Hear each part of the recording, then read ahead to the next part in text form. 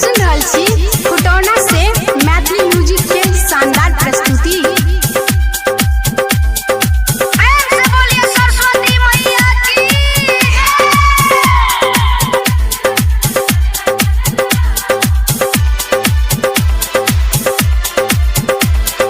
DJ Mithilesh सुनु शारदा भवानी है बेरायब पहाड़ करह। सुन शारदा भवानी है बेरायब पहाड़ करह। आइल बानी तोर चरण में मोर पुकार सुनह। सुन शारदा भवानी हो बेरायब पहाड़ करह। सुन शारदा भवानी हो बेरायब पहाड़ करह। आइल बानी तोर चरण में मोर पुकार सुनह। सुन शारदा भवानी हो बेरायब पहाड़ करह। सुन शारदा भवानी हो।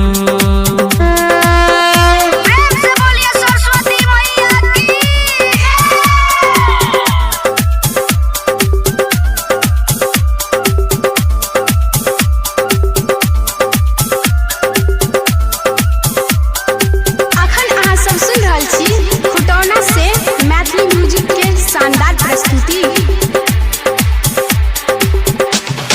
डीजे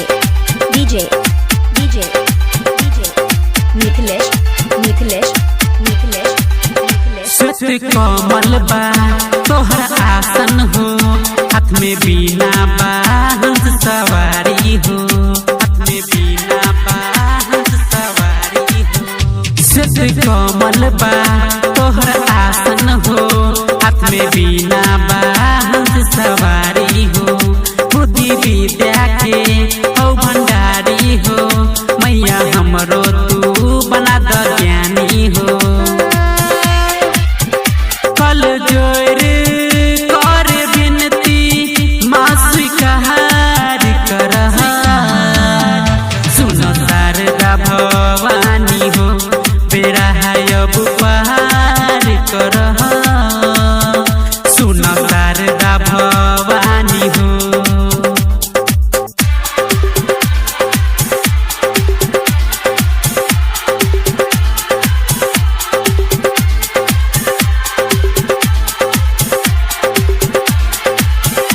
अखन अहाँ सब सुन रहल छी खुटौना से मैथिली म्यूजिक के शानदार प्रस्तुति। मिथिलेश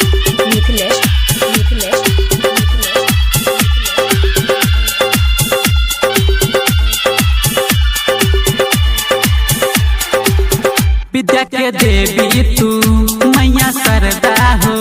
ललसा खदन मैया पूरा हो।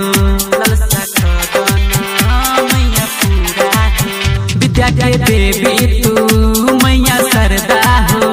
ललसा खदन मैया पूरा हो। अस लगौले बा माई बाबू हो।